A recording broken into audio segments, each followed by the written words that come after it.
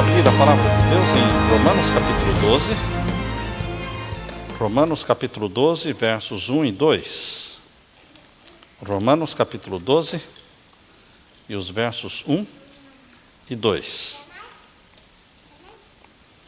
Aqui lemos: Rogo-vos, pois, irmãos, pela compaixão de Deus, que apresenteis os vossos corpos em sacrifício vivo, santo e agradável a Deus, que é o vosso culto racional.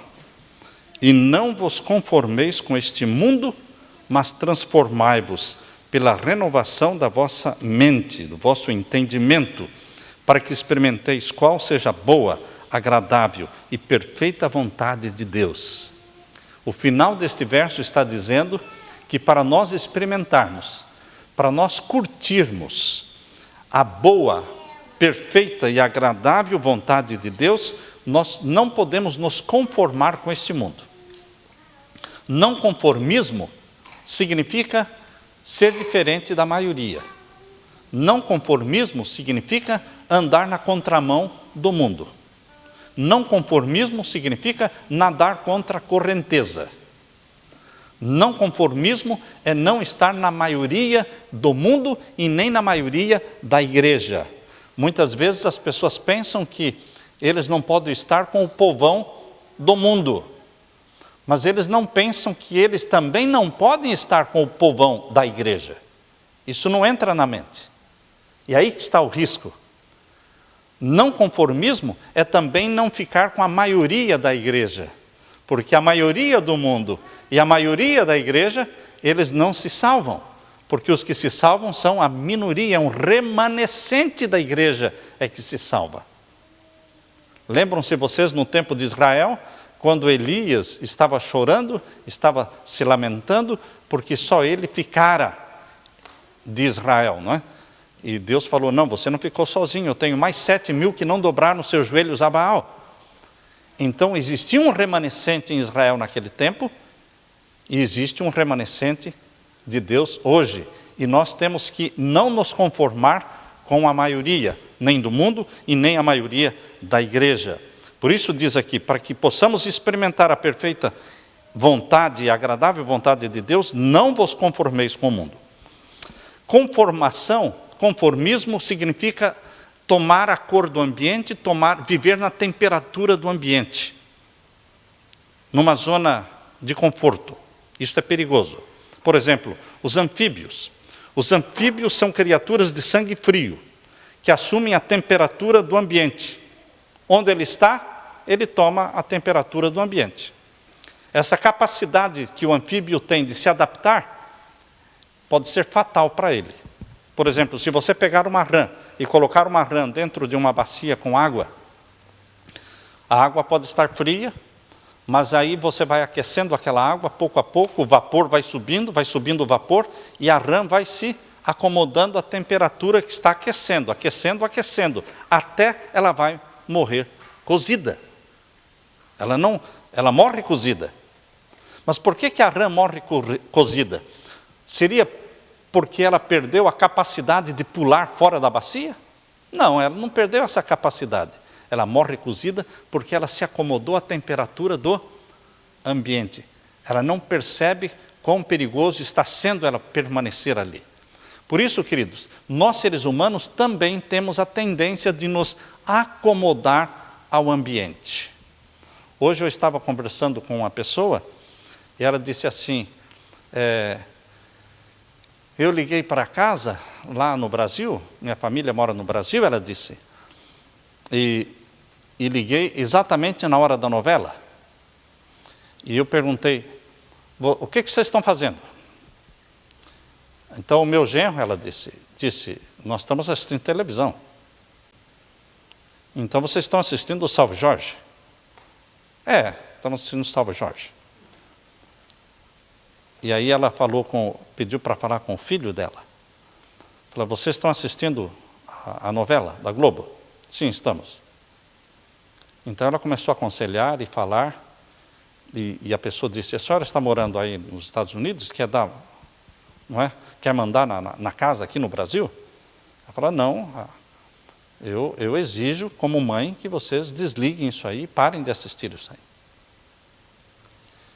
Então, queridos, é uma questão muito perigosa nós nos conformarmos com o mundo. A maioria assiste os programas da Globo. A maioria assiste as novelas da Globo.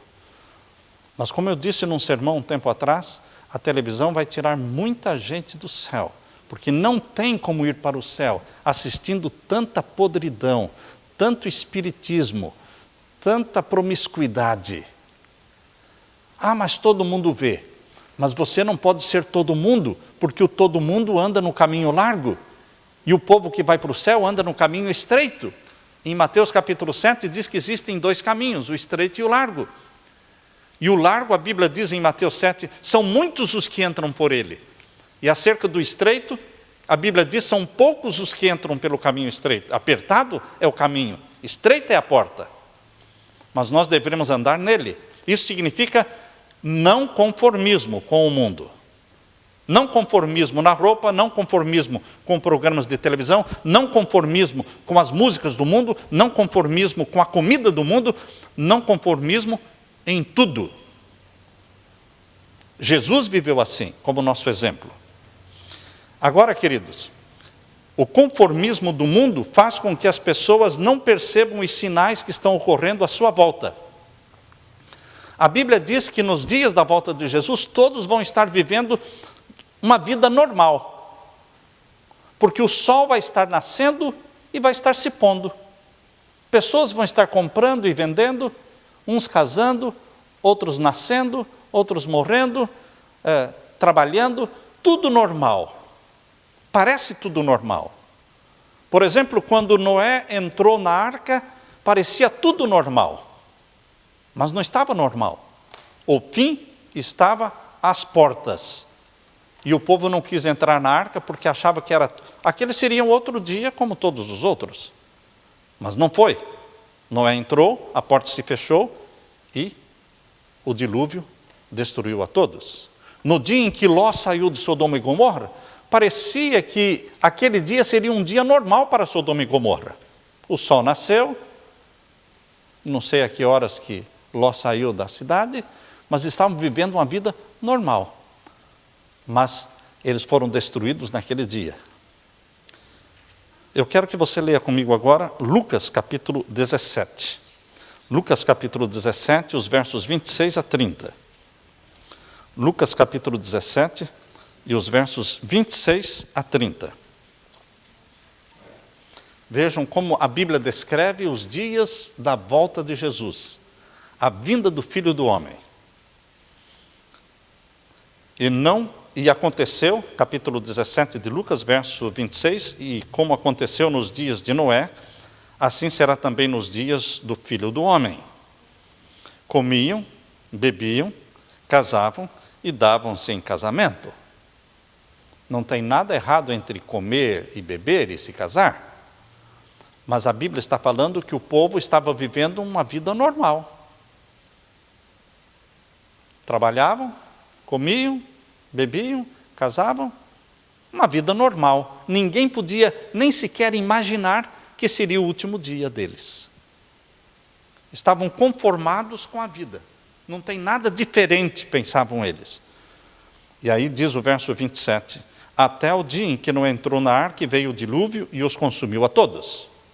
Este foi um exemplo que Deus nos deixou. Outro exemplo está no verso 28. Como também, da mesma maneira, aconteceu nos dias de Ló.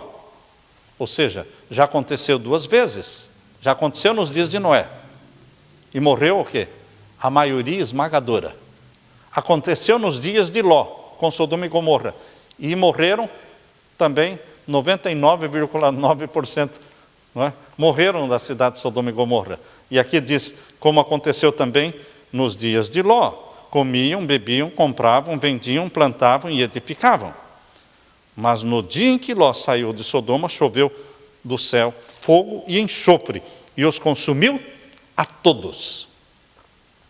Por que Jesus falou isso? Verso 30. Assim será no dia em que o Filho do Homem há de se manifestar. Todo mundo vai estar fazendo o quê?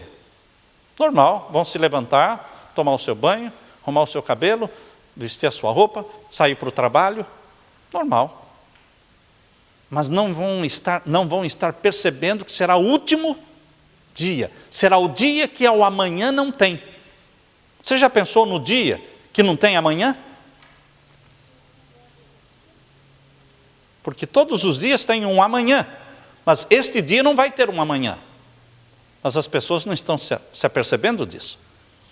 Assim será no dia em que o Filho do Homem se há de manifestar. Naquele dia, quem estiver no telhado, tendo as suas alfaias em casa, não desça para tomá-las, e da mesma sorte o que estiver no campo não volte para trás. Lembrai-vos da mulher de Ló.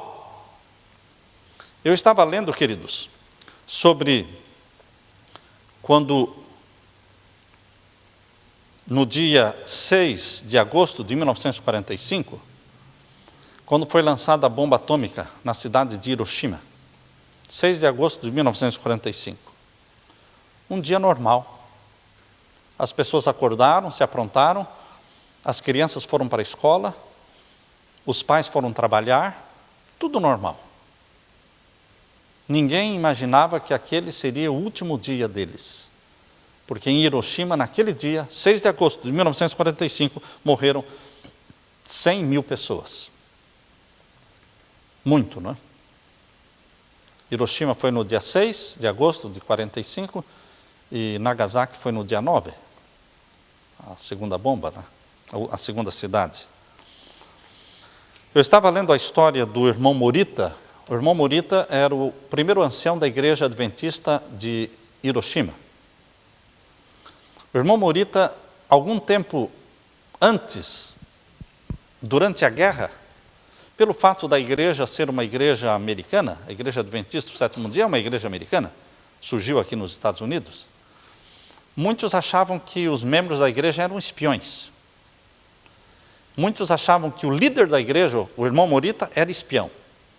E a polícia secreta do Japão e a polícia militar estavam de olho no irmão Morita. Até que o prenderam e o levaram para a cadeia e lá ele ficou 14 meses preso. E durante esses 14 meses na cadeia, ele teve tempo suficiente para ler quase que todos os livros de Ellen White, do Espírito de Profecia. E ele, durante esse período, lendo os livros do Espírito de Profecia, lendo a Bíblia também, ele chegou à conclusão de que ele deveria mudar da cidade de Hiroshima. Ele falou, quando me libertarem desta cadeia, eu vou sair da cidade de Hiroshima, eu vou morar num lugar retirado. Depois de 14 meses preso, não acharam nenhuma acusação contra ele e o libertaram. E ele pegou a família e saiu de Hiroshima e foi morar a 13 quilômetros de Hiroshima. No dia 6 de agosto de 1945, na hora em que a bomba foi lançada sobre Hiroshima, o nosso irmão Morita estava lá a 13 quilômetros da cidade de Hiroshima, protegido.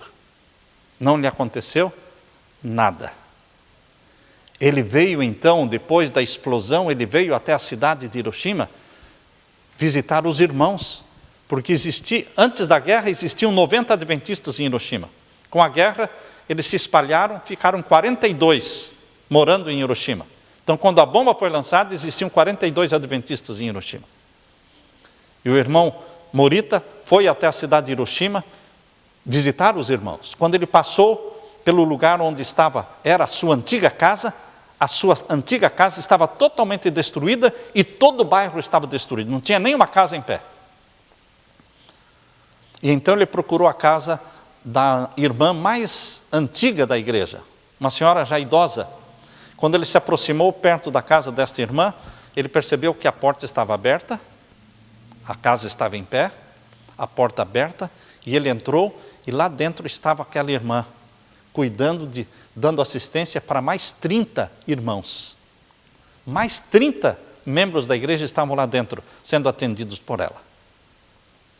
Por incrível, irmãos, que pareça, naquele dia em que 100 mil pessoas morreram, para a honra e glória de Deus, esses 42 irmãos da igreja não morreu nenhum. Nenhum morreu.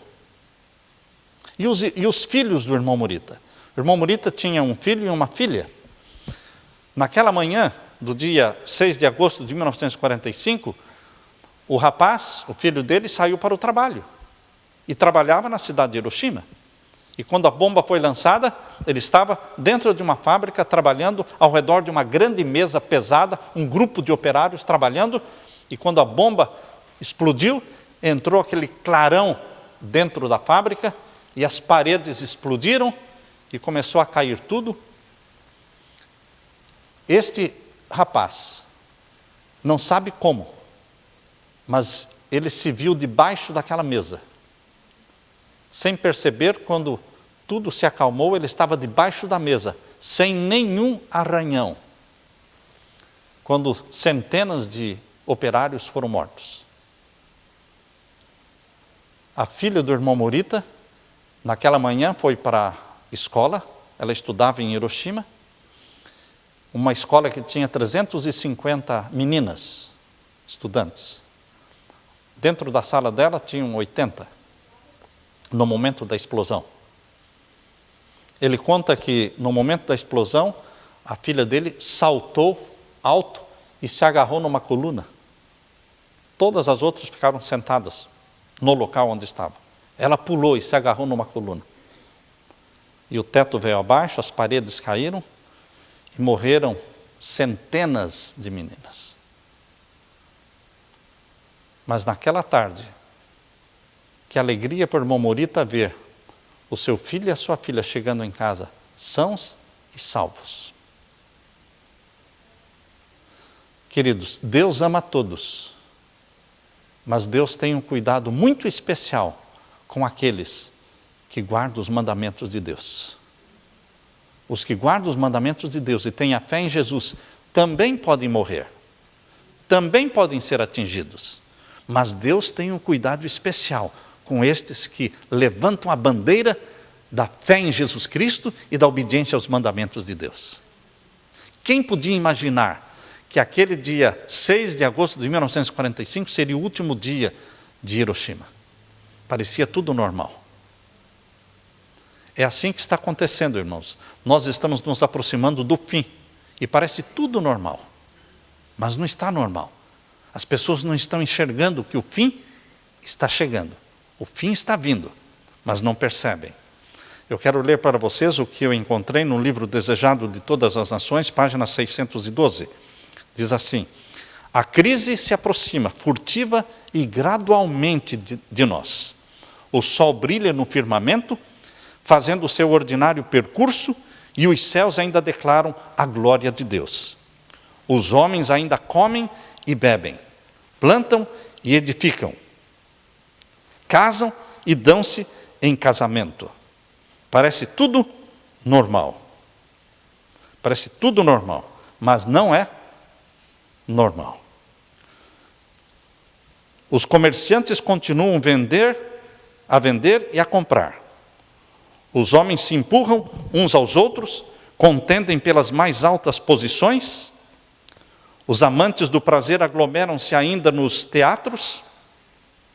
Naquele tempo, há mais de 100 anos atrás, Ellen White escreveu, os amantes do prazer aglomeram-se aonde? Nos teatros. Hoje ela diria onde? Nos cinemas. Nas corridas, nos antros de jogo, dominam as maiores excitações. E todavia o tempo de graça aproxima-se rapidamente do fim. Mas ninguém percebe. Parece tudo normal. Cada um fazendo os seus planos, seus projetos para o futuro, e não percebem que o tempo do fim está chegando. Por isso, queridos, Jesus diz, assim como foi nos dias de Sodoma e de Gomorra, assim será também nos dias da vinda do Filho do Homem. Aproxima-se a tempestade e precisamos nos aprontar para a sua fúria. Milhares de navios serão arremessados para as profundezas do mar, sendo sacrificadas milhões de vidas humanas. Tornar-se-ão mais e mais frequentes os desastres de estrada de ferro, confusão, colisões e mortes sem um momento de advertência ocorrerão. O fim está perto e a graça está para terminar. Ó, busquemos a Deus enquanto se pode achar, invoquemo-lo enquanto está perto. O dia que amanhã não tem. Como será quando chegar esse dia? Eu quero ler para vocês uma poesia. Essa poesia tem como título: O que será então? O que será então? Quando os arranha-céus das grandes capitais de tinta houverem dado a última demão, e o derradeiro metro de fazenda houver mercadejado o vendilhão, quando os bancos houverem recebido o último centavo e pago os numerários, e proclamar o juiz de todo mundo: fechai, é noite, e requerer o prontuário, que será então? Quando o coral tiver entoado o último hino, e dito o pregador o derradeiro amém, o último sermão, quando a última tecla do órgão se ferir, e quando a Bíblia jazer fechada sobre o altar, e a igreja, os bancos, estiverem desertados, o que será então? Quando o drama final tiver sido encenado, e a última graçola houver dito o palhaço, quando exibido for o filme derradeiro, o último filme, e na pista os corcéis morrerem de cansaço, quando os que buscam só prazeres e deleites sucumbirem na densa treva do pecado, e aos homens se pedir justa razão de o Salvador Jesus haverem rejeitado, o que será então? Pare para pensar. O que será então da minha vida, da sua vida? Quando o som do clarim der lugar ao silêncio, e as colunas em marcha estacarem os passos, quando afinal reunidos os milhões da terra, dos oceanos e vales, montanhas e espaços, quando vier o dia que amanhã não tem, e o derradeiro fim já for chegado, quando dos altos céus se ouvir, enfim, a voz de Deus a proclamar: está consumado. Que será então? Quando Jesus falar: está consumado, e lançar um incensário para fechar a porta da graça, o que será então? Onde estaremos? O que estaremos fazendo? O que estaremos planejando? Porque assim como foi nos dias de Noé, assim como foi nos dias de Sodoma e Gomorra, assim também será nos dias da vinda do Filho do Homem. Hoje mais um estado americano aprovou o casamento com o mesmo sexo, Delaware. Aprovaram hoje. E assim, estado mais estado está aprovando, até que todos os 50 vão aprovar, até que todos os países do mundo vão aprovar. Nós estamos vivendo num tempo em que as gerações passadas não viveram. Mas é tudo igual? Não é tudo igual. Nós estamos a poucos passos da volta de Jesus. O que será então? Que a graça e a paz de Jesus estejam com você. Que o Espírito Santo sustente em pé, para que você permaneça em pé na presença do Filho do Homem, quando Ele descer do céu com poder e glória. Amém? Amém. Ora vem, Senhor Jesus. Aleluia.